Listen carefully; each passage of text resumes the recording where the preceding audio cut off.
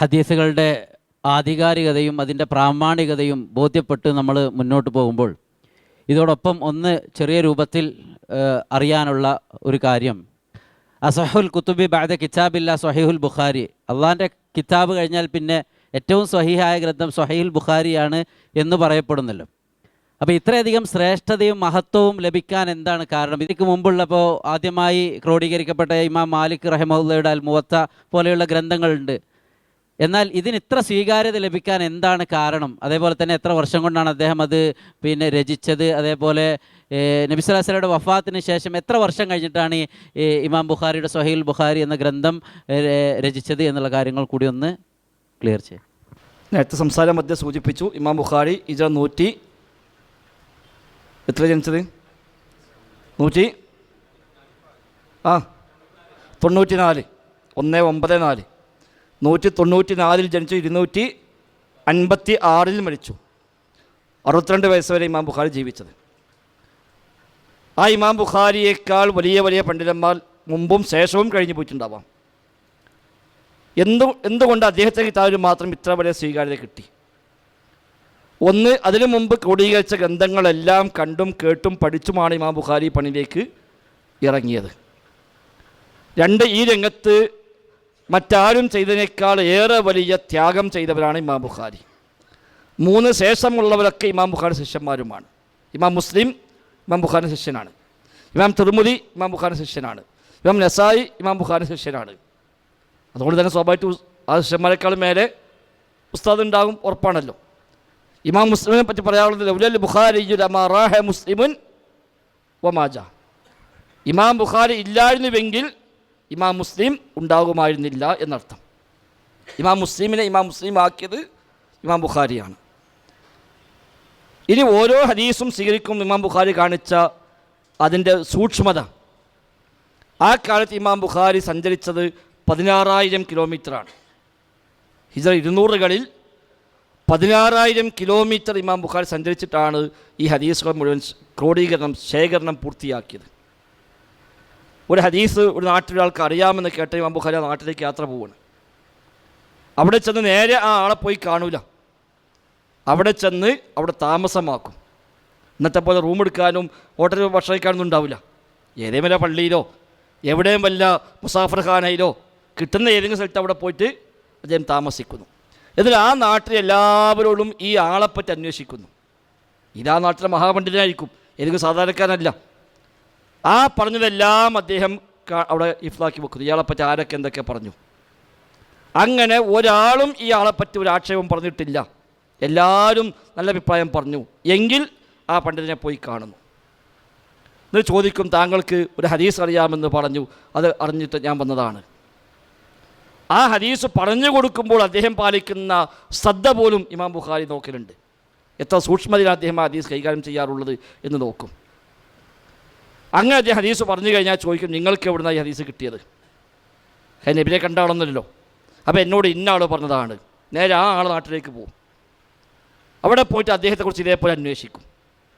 അങ്ങനെ ഒരു ഹദീസ് രേഖപ്പെടുത്തുമ്പോഴേക്ക് ഒരു 50, 100, 200 പേജ് അദ്ദേഹം വേറെ എഴുതിയിട്ടുണ്ടാവും ഈ ഓരോരുത്തരെ കുറിച്ച്. അതാണ് ഇമാം ബുഖാരി താരീഖ് എന്ന് പറയുന്നത്.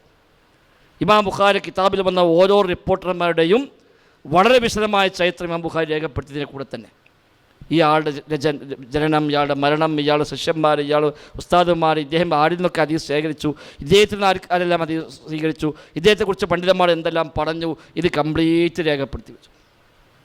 അങ്ങനെയാണ് ഒരു ഹദീസ് ഇമാം ബുഖാരി അന്വേഷണം പൂർത്തിയാക്കുക. ആ അന്വേഷണം പൂർത്തിയായി കഴിഞ്ഞാൽ നേരത്തെ നമ്മൾ പറഞ്ഞു, സ്വഹീഹാണെന്ന് ബോധ്യപ്പെട്ടാലും ഈ കിതാബിൽ ചേർക്കില്ല. സ്വഹീഹ് ആയാൽ മാത്രം പോരാ, അതിന് പുറമെ ഒരു അധിക യോഗ്യത ഇമാം ബുഖാരി പല രംഗത്തും വെച്ചു. അതുകൂടി പൂർത്തിയാക്കിയത് മാത്രമേ ഈ കിതാബിൽ കൊടുക്കുള്ളൂ. ആ യോഗ്യതയും ക്ലിയറായി, അതും ബോധ്യപ്പെട്ടു. ഉദാഹരണമായിട്ട് ഇമാം മുസ്ലിമിൻ്റെ നിബന്ധന പ്രകാരം 2 പേർ ഒരു കാലത്ത് ജീവിച്ച ആളാണെന്ന് ബോധ്യപ്പെട്ടാൽ മതി. ഇപ്പം ഞാൻ പറഞ്ഞ ഷബീർ സലഹ് എന്നോട് പറഞ്ഞു എന്ന് പറഞ്ഞാൽ ഞങ്ങളുടെ ഒരു കാലത്ത് ജീവിച്ചവരാണ്, ഒരു നാട്ടിലുള്ളവരാണ്, സ്വാഭാവികമായിട്ടും ഇനി വേറെ അന്വേഷിക്കേണ്ട കാര്യമില്ല. ഇമാം ബുഖാരിയെ സംബന്ധിച്ചത് പോരാ, ഞങ്ങൾ രണ്ടാളും തമ്മിൽ കണ്ടുമുട്ടി എന്ന് കൂടി ഇമാം ബുഖാരിക്ക് ബോധ്യപ്പെടണം. അപ്പോൾ എവിടുന്ന് കണ്ടുമുട്ടി? അദ്ദേഹത്തിൻ്റെ നാടേതാണ്, എൻ്റെ നാടേതാണ്. അപ്പോൾ ഞാൻ ആ നാട്ടിലേക്ക് പോയിട്ടുണ്ടോ അന്വേഷിക്കും. അപ്പോൾ എൻ്റെ യാത്ര മൊത്തം ഇമാം ബുഖാരി നമ്മൾ ഇന്നത്തെ അവസ്ഥയിൽ പറഞ്ഞാൽ ട്രാക്ക് ചെയ്യും. എവിടെയൊക്കെ ഞാൻ ജീവിതത്തിൽ സഞ്ചരിച്ചു, അദ്ദേഹം എവിടെയൊക്കെ സഞ്ചരിച്ചു. അപ്പോൾ ഞാൻ ഏത് കാലത്താണ് അദ്ദേഹം നാട്ടിൽ പോയത്, അന്ന് അദ്ദേഹം അവിടെ ഉണ്ടായിരുന്നുവോ? അപ്പോൾ ഞാനവിടെ പോയ കൊല്ലം അന്ന് അദ്ദേഹം ഹജ്ജിന് പോയ കൊല്ലമാണ്, ഞാൻ പോയത് ദുൽഹിജ്ജയിലാണ്. അപ്പോൾ ഞങ്ങൾ തമ്മിൽ കാണാൻ സാധ്യതയില്ല, അപ്പോൾ എടുക്കില്ല. അങ്ങനെ അല്ലെങ്കിൽ രണ്ടാളും കൂടെ ഏതെങ്കിലും നാട്ടിൽ സംഗമിച്ചിട്ടുണ്ടോ? ഇങ്ങനെ യാത്രകൾ മൊത്തം കൂടിയിരിക്കും. ഇതെല്ലാം വെച്ചിട്ട് ഈ ഹദീസ് കുറ്റപ്പെട്ടതാണെന്ന് ബോധ്യമായി കഴിഞ്ഞാൽ ഇമാം ബുഖാരി കുളിച്ച് 2 റക്അത്ത് നിസ്കരിക്കും, എന്നിട്ട് ഇസ്തിഖാറത്തിൻ്റെ പ്രാർത്ഥന നിർവഹിക്കും. അദ്ദേഹം തന്നെ പറഞ്ഞു, ഞാൻ ഒരു ഹദീസത്തിൽ ചേർത്തിട്ടില്ല, ഇല്ല ഇഖ്തസൽതു വസല്ലൈതു റക്അത്തൈൻ. കുളിച്ച് ശുദ്ധിയായി 2 റക്അത്ത് നിസ്കരിച്ച് റബ്ബിനോട് ഖൈറിനെ തേടും, ഇസ്തിഖാറത്തിനെ തേടും, എന്നിട്ടാണ് ആ ഹദീസ് ക്രോഡീകരിച്ചത്. അപ്പോൾ 8000 ഹദീസ് എഴുതുമ്പോഴേക്ക് 16000 റക്അത്ത് ഇമാം ബുഖാരി നിസ്കരിച്ചു അർത്ഥം. അതിനു വേണ്ടി മാത്രം 8000 ഹദീസ് കിതാബിലേക്ക് രേഖപ്പെടുത്താൻ 16000 റക്അത്ത് ഇമാം ബുഖാരി നിസ്കരിച്ചിട്ടുണ്ട്. ആ ഒരു ഹദീസ് തള്ളാൻ എത്ര റക്അത്ത് നിസ്കരിച്ച് നമ്മൾ പ്രാർത്ഥിച്ചത്? പക്ഷേ ഈ ഹദീസ് ഞാൻ ഒഴിവാക്കുക റബ്ബേ, അതോ ഇത് ഖൈറാണെങ്കിൽ എനിക്ക് ആ ഒഴിവാക്കുന്നതിലേക്ക് അടുപ്പിക്കണേ എന്ന് ഒരു വട്ടം തോഴുന്നേക്കണോ? അതാണ് ഇമാം ബുഖാരി. അതുകൊണ്ടാണ് അദ്ദേഹത്തിന് ആ ഒരു വലിയ മഹത്വമുണ്ടത്. അതുകൊണ്ട് അമീറുൽ മുഅ്മിനീൻ ഫിൽ ഹദീസ് എന്നാണ് സ്ഥാനപ്പേര്. ഹദീസിലെ അമീറുൽ മുഅ്മിനീൻ, ഹദീസിൽ അമീറുൽ മുഅ്മിനീൻ എന്ന് പറഞ്ഞാൽ ഇമാം ബുഖാരിയാണ്. അങ്ങനെ ഈ സൂക്ഷ്മത പാലിച്ച് 14 കൊല്ലം പണിയെടുത്ത് 16000 കിലോമീറ്റർ സഞ്ചരിച്ച് അന്വേഷണം മൊത്തം പൂർത്തിയാക്കി ഈ കിതാബിൻ്റെ ക്രോഡീകരണം കംപ്ലീറ്റ് ആയതിനു ശേഷം നമ്മളൊക്കെ ചെയ്യുന്ന പോലെ നേരെ പ്രസ് കൊണ്ടുപോയി കൊടുത്തതല്ല. അന്നതില്ല, അന്ന് പ്രിൻറ്റിംഗ് ഇല്ല. സ്വഹീഹ് ബുഖാരി ആദ്യമായി പ്രിൻ്റ് ചെയ്തത് ഹിജ്റ 800-ലാണ്. കിതാബുണ്ടായത് ഹിജ്റ 200-കളിലാണ്, പ്രിൻ്റ് ചെയ്തത് ഹിജ്റ 800-കളിലാണ്, 600 കൊല്ലം കഴിഞ്ഞിട്ട്. അതിന് മുമ്പ് എത്രയോ വ്യാഖ്യാന ഗ്രന്ഥങ്ങൾ വരെ സ്വഹീഹ് ബുഖാരിക്ക് എഴുതപ്പെട്ടിട്ടുണ്ട്. ഈ പണിയെല്ലാം കഴിഞ്ഞ അന്നത്തെ ഏറ്റവും പ്രഗത്ഭരായ ഹദീസ് പണ്ഡിതന്മാർ ഇമാം അഹമ്മദിനെ പോലെ, യഹ്യ ഇബ്നു മഈനെ പോലെ ആളുകൾക്ക് ഇമാം ബുഖാരി കൊണ്ടുപോയി കൊടുക്കുകയാണ്. ഞാനിങ്ങനെ കിതാബ് കൊടുത്തിട്ടുണ്ട്, നിങ്ങളൊന്ന് പരിശോധിക്കണം. ഇമാം അഹമ്മദ് ഇമാം അഹ്ലുസുന്ന എന്നറിയപ്പെട്ട ആളാണ്, അഹ്ലുസുന്നയുടെ ഇമാം. അന്നത്തെ ഏറ്റവും വലിയ ഹദീസ് രംഗത്ത് അഗ്രഗണ്യനാണ് ഇമാം അഹമ്മദ്. ആ ഇമാം അഹമ്മദിനേക്കാൾ ഒരു അർത്ഥത്തിൽ മേലെയാണ് ഇമാം ബുഖാരി എന്ന് പറയാം. ആ ഇമാം അഹമ്മദിന് കൊണ്ടുപോയി കൊടുക്കുക, ഇതൊന്ന് പരിശോധിക്കണം. അദ്ദേഹം പരിശോധിച്ചെല്ലാം അംഗീകരിച്ചു. 4 ഹദീസിനെ പറ്റി ഇമാം അഹമ്മദ് ചെറിയ സംശയം ചോദിച്ചു, വിമർശിച്ചിട്ടില്ല, ഒഴിവാക്കാൻ പറഞ്ഞിട്ടില്ല, ചെറിയ സംശയം ഉന്നയിച്ചു. ആ സംശയം ഉന്നയിച്ചു എന്ന കാരണത്താൽ അത് ഇമാം ബുഖാരി ഈ കിതാബിൽ വേണ്ട തീരുമാനിച്ചു. ഈ കടമ്പകളൊക്കെ പൂർത്തിയായി വന്നിട്ട് ഇതെല്ലാം കഴിഞ്ഞതിന് ശേഷം ഇമാം അഹമ്മദ് അങ്ങനെ ചോദിച്ചല്ലോ, അതുകൊണ്ട് ആ ഹദീസിന് ഈ കിതാബിൽ വേണ്ട, ആ 4 ഒഴിവാക്കി. എന്നിട്ടാണ് ഇമാം ബുഖാരി അതിൻ്റെ ക്രോഡീകരണം പൂർത്തിയാകുന്നത്. ഇത് അന്നത്തെ മഹാപണ്ഡിതന്മാർക്ക് ഇമാം ബുഖാരി സ്വഹീഹ് ബുഖാരി ആദ്യം മുതൽ അവസാനം വരെ ഓതിക്കൊടുത്തു. ഇമാം ബുഖാരിയിൽ നിന്ന് സ്വഹീഹ് ബുഖാരി അന്ന് കേട്ടുപഠിച്ചത് അന്നത്തെ 90000 പണ്ഡിതന്മാരാണ്. ആ കാലത്ത് 90000 പണ്ഡിതന്മാർ ഇമാം ബുഖാരിയുടെ മുമ്പിലിരുന്ന് ഇത് കേട്ടുപഠിച്ചിട്ടുണ്ട്. ഏതാണ്ട് അവരൊക്കെ സ്വഹീഹ് ബുഖാരി ഹിഫ്ളാക്കിയിട്ടുണ്ട്.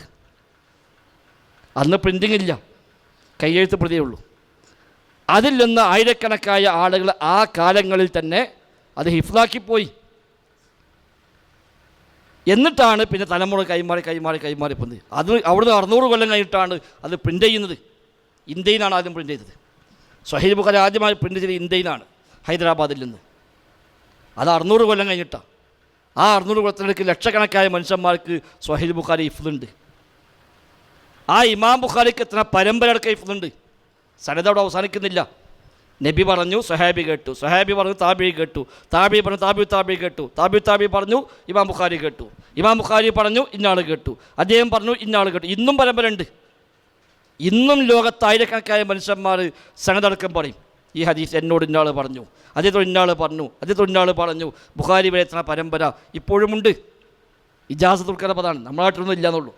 ഇജാസ എന്ന് പറയും സനദ് കൊടുക്കൽ. ഉത്തരേന്ത്യയിലൊക്കെ പോയാൽ കാണാൻ പറ്റും, യു പിയിലൊക്കെ പോയാൽ അവിടെ ഇപ്പോഴുമുണ്ട് അങ്ങനത്തെ ഇജാസ കൊടുക്കുന്ന പണ്ഡിതന്മാർ.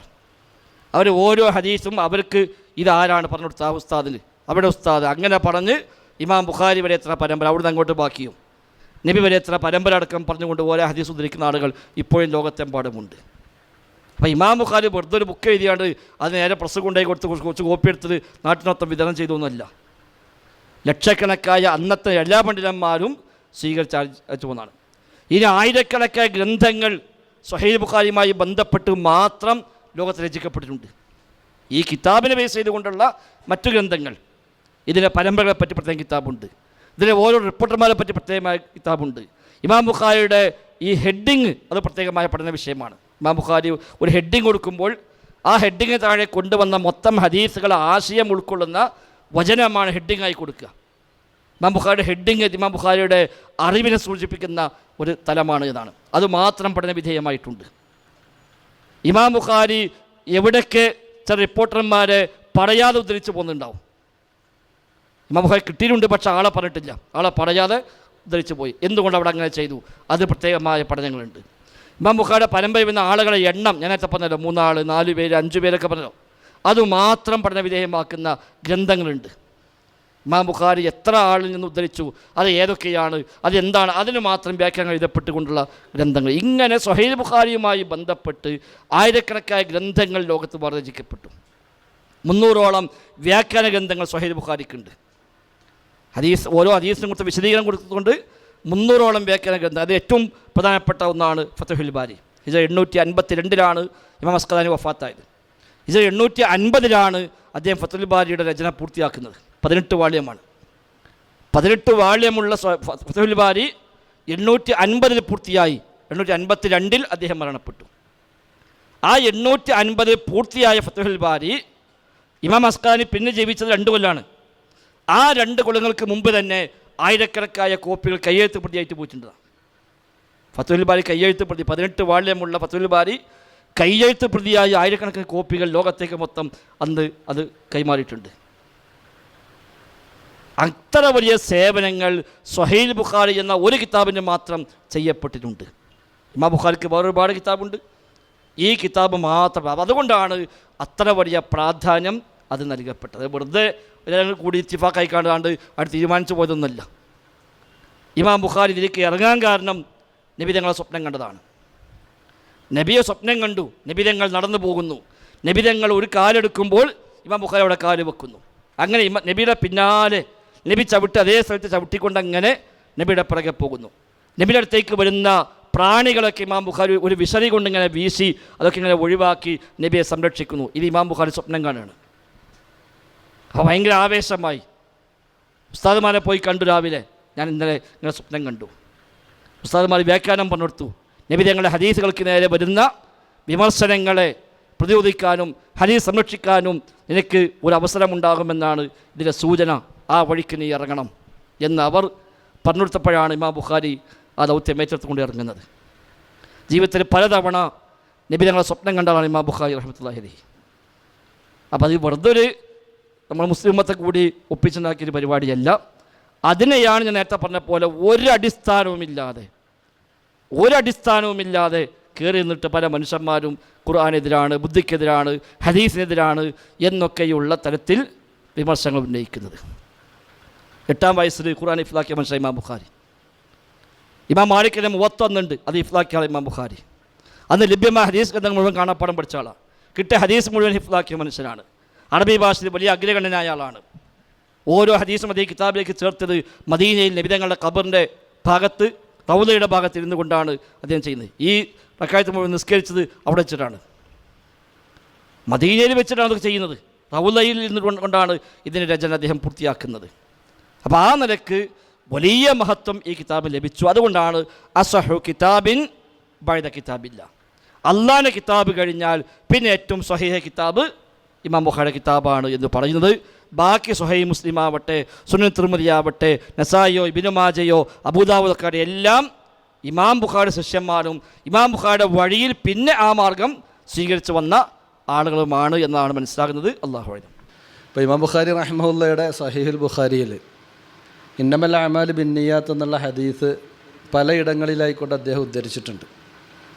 നമ്മളൊക്കെ ഏറെക്കുറെ ആളുകൾക്ക് മനപ്പാടുള്ളൊരു ഹദീസ് വയ്ക്കാറ് ഇന്നമൽ അഅ്മാലു ബിന്നിയാത്ത് എന്നുള്ളത്. ഇന്നമൽ അഅ്മാലു ബിന്നിയാത്ത് എന്നുള്ള ഹദീസ് ഇമാം ബുഖാരി റഹിമഹുല്ല, Yahya bin Said Ansari, Muhammad bin Ibrahim Taimi, Alqamah bin Waqqas Laisi എന്നുള്ള, ഇതുപോലെ തന്നെ Sufyan bin Uyaynah, Malik bin Anas, Abdul Wahhab bin Abdul Majid Assaqafi, Hammad bin Zaid al Basri, Abu Khalid Sulaiman, Hayyan bin al Ahmar, Hafs bin Iyas, ഇതൊക്കെ ഇമാം ബുഖാരിൻ്റെ ഉസ്താദുമാരാണ്. ഇവരിൽ നിന്നൊക്കെ ഉദ്ധരിച്ചിട്ടുണ്ട് ഈ ഹദീസുകൾ. എന്നാൽ 1-ാമത്തെ അധ്യായത്തിൽ ഈ ഹദീസ് ഉദ്ധരിച്ചത് ഹുമൈദി എന്ന് പറയുന്ന ഉസ്താദിൽ നിന്നാണ്. അൻ ഹുമൈദിയൻ എന്ന് പറഞ്ഞാണ് ഹദീസ് തുടങ്ങുക. ഈ ഹുമൈദി ആണെങ്കിൽ ഈ ഉസ്താദുമാരുടെ കൂട്ടത്തിൽ, ഇമാം ബുഖാരിയുടെ ഉസ്താദുമാരുടെ കൂട്ടത്തിൽ, നേരത്തെ എണ്ണിയ ഉസ്താദുമാരുടെ കൂട്ടത്തിൽ താരതമ്യേന പ്രശസ്തി കുറവുള്ള ആളാണ്.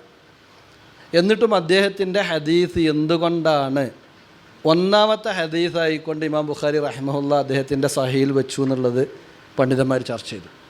അപ്പോൾ ഒന്നാമത്തെ പാഠത്തിൻ്റെ പേര് കിതാബ് ബദ്ഇൽ വഹി എന്നാണ്. വഹീൻ്റെ തുടക്കം എന്നതാണ് ആ കിതാബിൻ്റെ പേര്. ആ കിതാബിലാണ് ഇന്നമൽ അഅ്മാലു ബിന്നിയാത്ത് പറഞ്ഞ ഹദീസ് കൊണ്ടുവന്നത്. അപ്പോൾ അതിനെക്കുറിച്ച് പണ്ഡിതന്മാർ പറയുന്നത് കാണാം, വഹി ഇറങ്ങിയത് മക്കക്കാരനായ ഖുറൈശിയായ മുഹമ്മദ് മുസ്തഫ സല്ലല്ലാഹു അലൈഹി വസല്ലമക്കാണല്ലോ. എന്നാൽ ഇമാം ബുഖാരിയുടെ ഉസ്താദുമാരുടെ കൂട്ടത്തിൽ മക്കക്കാരനും ഖുറൈശിയുമായിട്ടുള്ള വ്യക്തിയാണ് ഹുമൈദ്. ബാക്കിയുള്ള ആരും എന്തല്ല, മക്കക്കാരും അല്ല, അല്ലെങ്കിൽ ഖുറൈശി അല്ല. ഈ രണ്ട് സിഫത്തും കൂടി ഒറ്റ ഉസ്താദേ ഉള്ളൂ. അതാരായിരുന്നു?